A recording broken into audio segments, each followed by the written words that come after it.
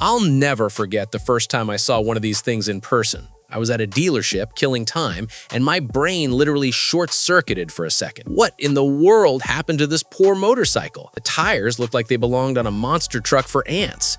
And honestly, I couldn't tell if I was looking at a practical joke or a legit machine. But here's the kicker. Yamaha's been quietly churning out this exact same bike since 1987. Let that sink in. No rider aids, no fancy TFT dash, no fuel injection, not even a tachometer. And in 2026, when every brand under the sun is tripping over itself to cram more sensors, GPS, and heated whatever onto two wheels, this thing's still running a dang carburetor.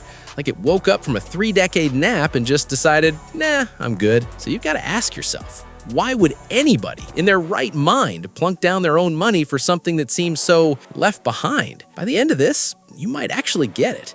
Because this ugly duckling, stubborn as a mule little machine, it's got a following that borders on, well, a little concerning, honestly. Religious devotion isn't too strong a phrase. This right here is the 2026 Yamaha TW200.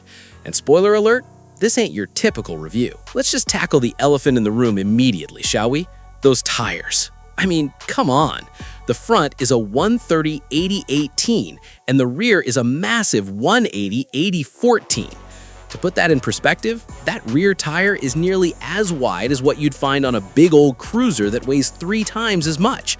It's like somebody took a normal dirt bike, swapped its wheels with a kid's bicycle that got left out in a rainstorm and somehow blowed it up and called it a day. Honestly, it looks almost goofy. But here's where it gets clever, and I mean really clever. Those ridiculous fat-as-heck tires aren't just for show. They're the whole reason this thing even exists. Picture this. You're out in deep, soft sand, the kind that normally swallows a front wheel whole and sends you flying over the bars before you can even cuss. On a typical dual sport, the instant you stop, you're sinking. Momentum is your only friend, and it's a fickle one. On the TW, you just float. You can literally come to a dead stop in the middle of a sand pit, put your foot down, and then take off again like nothing happened. No drama, no panic. Try that stunt on a Honda XR 650L and you'll be eating sand dunes for lunch, I promise you. So yeah, it looks absurd. But it's absurd in the way snowshoes look silly, until you're the only person not buried up to your knees. Now, pop the hood. Well, not literally, there's no hood, but you know what I mean. Underneath all that quirky goodness sits a 196cc air-cooled 4-stroke single. Single overhead cam, 2 valves, and it's making maybe 16 or 17 horsepower with about 11 or 12 pound-feet of torque. On paper, that sounds about as exciting as watching paint dry, right? But here's a question for you. Would you rather have a bike that's a speed demon or one that'll never, ever leave you stranded? Because if you're fixated on that horsepower number, you are totally missing the plot. This engine's charm is that all its torque comes in low and hangs around lazily, like a golden retriever that just wants to nap in the sun. It's not about screaming down the freeway. It's about puttering along a fire road, crawling over rocks, or splashing through a creek without a hint of fuss. And get this, the design is so outdated, so simple, and honestly overbuilt for its modest output that owners routinely report rocking up 50, even 70,000 miles with nothing more than oil changes and basic wrenching. People call it bulletproof, and they're not exaggerating. In a world where some modern bikes require a software update just to start when it's cold outside, there's something almost rebellious about a motor this simple lasting that long. I love that about it. But let's not get carried away. It ain't perfect. Far from it, actually. And I'd be doing you wrong if I pretended otherwise. The highway, for instance, oh boy, if you take this thing onto a fast-moving interstate, you're going to have a rough go of it. Merging isn't so much accelerating as it is politely suggesting to the laws of physics that you'd like to go faster, please. Overtaking on 2-lane roads, that requires serious forward planning, maybe a little prayer, and definitely a big empty gap in traffic. The suspension, while perfectly fine for trails, gets a bit overwhelmed on rough pavement. You'll feel every bump and crack right up your spine.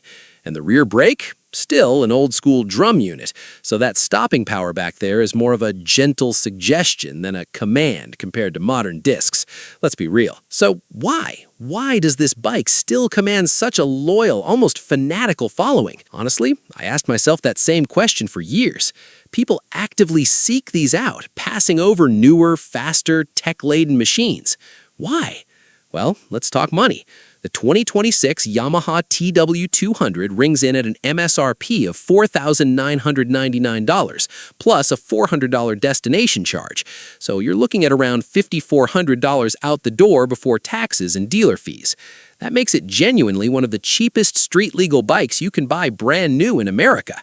And unlike a lot of cheap bikes that feel cheap, this one feels simple, but not fragile. There's a difference. Here's a mind bender for you. The TW200 first appeared way back in 1987 as a road-going spin-off of an even older dirt-only model, the BW200 from '85. And from 1987 all the way to 2001, it didn't change, not one bit. Same engine, chassis, everything, for 14 straight years. Let that sink in.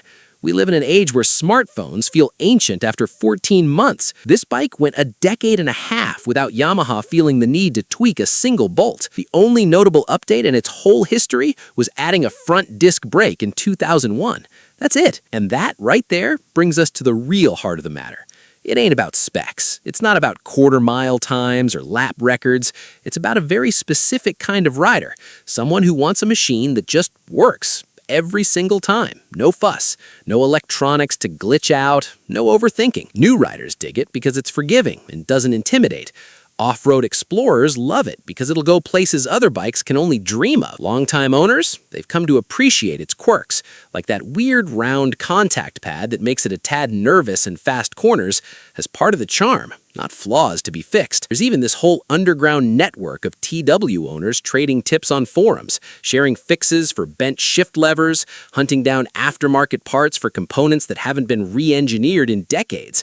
It's less a customer base and more of a club. A cult, really, but I mean that affectionately. People don't just own a TW200, they join something. So where does that leave us? Is the 2026 Yamaha TW200 for everyone? Heck no.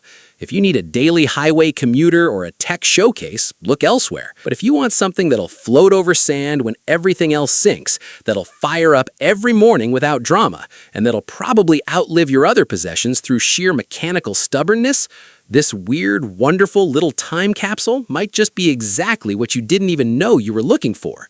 And honestly, that raises a bigger question, doesn't it? If a bike frozen in 1987 can still hold its own in 2026, what does that say about everyone else's race towards more and more tech? Is more always better, or have we just been overcomplicating things all along?